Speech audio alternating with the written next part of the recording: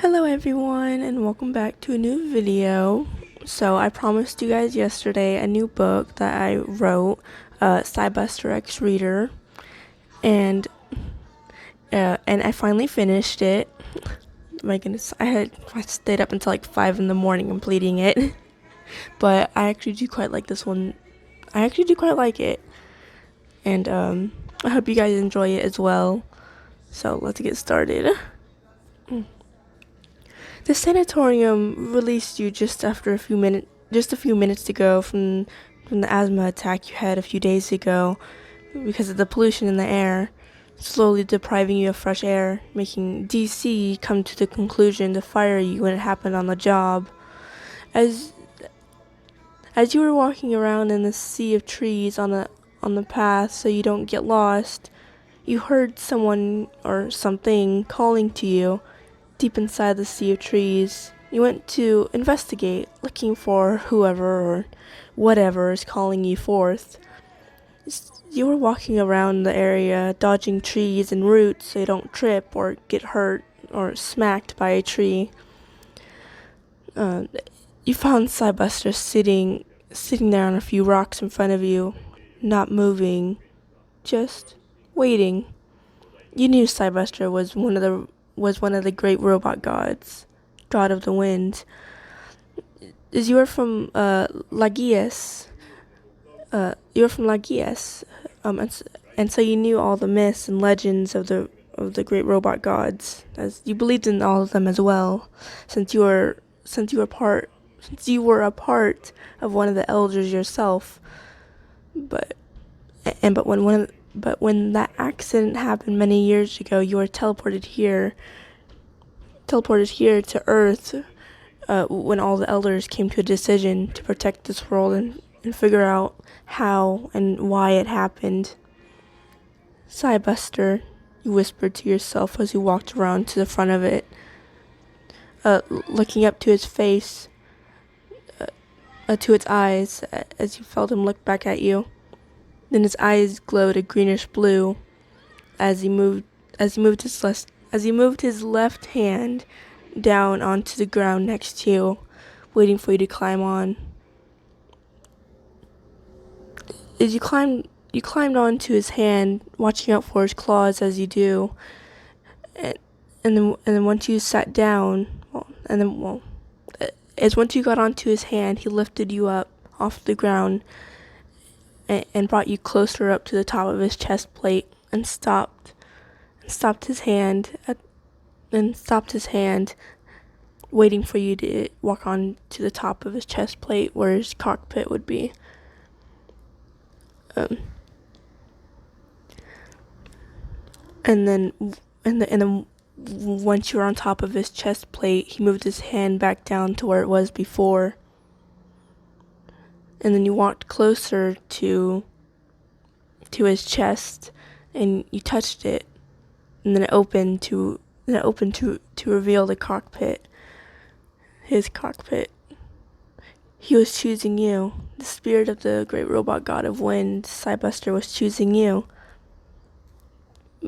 But why? Why do you choose me? There are others out there in this world more suitable than me, you mumbled to yourself. Then you hear a rumble come from Cybuster. The same voice that was calling you forth earlier came back, telling you that he's making the right choice on choosing you, as you are the only one who can do this. The only one who is worthy of saving this world. The only one who is worthy of piloting him. Okay, I get it. Thank you for letting me fight for this world, Cybuster. I appreciate it, you say, as you sit down in the cockpit and place your hands in the rightful place. Then blue lines surround you as you started to feel in full control as the doors to his chest as his chest plate closes shut. Then a bright light blinded you, and then you saw that outside as Cybuster stood up to his full height. You saw far and wide It was beautiful, with the fog hovering above the trees, making it look mystical and enchanted. Mystical and enchanted. It's so beautiful here in the sea of trees when the fog gets like this. You whispered to yourself as you looked around. You started to walk towards a house on top of the mountains where everyone is waiting for you to get back. But now you have something even better with you that will surely tip the balance of the war in your guys' favor to save this world from being destroyed. As you go behind the house into the giant hole in the ground where the back entrance, to the back entrance into Cybuster can be let in as well. And soon enough, when you and Cybuster get down there, the wall doors open up as you and Cybuster walk into it. So you and Cybuster walk into the hidden base below the house. Thank you again for this, Cybuster. You say as you exit him with his hands waiting for you to climb onto. And so he can, you climb onto his hand as he kneels down and places his hand down onto the ground so you can step off. Once you step off, then he raises back up to his full height. Hey Mazuki, as you know, sometimes Cybuster almost seems human. Wait, what? Why do you say that? Your name? Sayuri asked. Yeah, we're all curious as to why you said that, your name. Almost everyone says, except for one. Ryuni? Sorry if I mispronounced that. He's just a robot, she says. He isn't just some robot, Ryuni. He is the great spirit from 1,000 years ago. He is the great robot. Wait, what? He is the great robot god of wind, Cybuster, you yell to her. Well, I don't care for some great warrior robot. Crap, I have my own robot. My father created me. She yells back. What? You ungrateful brat! You yell out as you push her down to the ground. Both of you, please calm down.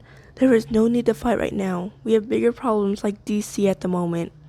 Mizuki's and Ken's fathers say as they help Ryuni up. Right? I don't know. As they help her up off the ground. Yeah, everyone says except for Ryuni. As she looks down to the ground in shame. I'm sorry. As she yells out, as she turns around and runs off out of the room. It became silent in the room as everyone stopped talking and looked in the direction where she ran off to. It soon became an uncomfortable silence, and everyone felt it. I'm sorry as well. That I just don't like it when anyone insults the great warrior robot gods. I understand that you are upset. You are upset at yourself, your name, but it is not your fault. You do not have to regret doing that. You were just standing up for what you believe in. Just let her cool down for a bit and she will be fine. Mizuki's father says. Mizuki's father says, as you nod your head in agreement. As you look towards everyone else and smile at them for a few seconds, and then you look towards Cybuster and smile at him as you walk closer to him and climb onto his shoulder to sit in peace, to think. Cybuster moves to the outdoors and stands there as you both watch the sunset together, thinking, as you are thinking about everything that happened, from DC to Ryuni. Ryuni? Oh my goodness. And then J-Fur. Then J-Fur with Mazuki on his shoulder appears next to you and Cybuster, watching the sunset with you. It's beautiful, isn't it, Mazuki? Indeed it is your name. The both of you sat in a peaceful silence, just watching the sunset. Thank you, Mazuki, for saying that to me, you say as you turn to look at him. It is the truth, your name. You do not need to regret doing something like that, Mazuki says as he turns to you. As you hum a bit, as you look back to the sky that is slowly turning into a dark blue as the stars shine brightly above. My goodness, I am so sorry if I mispronounced anything in this. I'm so sorry. But I hope you enjoyed either way, and thank you for watching. Sorry if there's any background noise in this.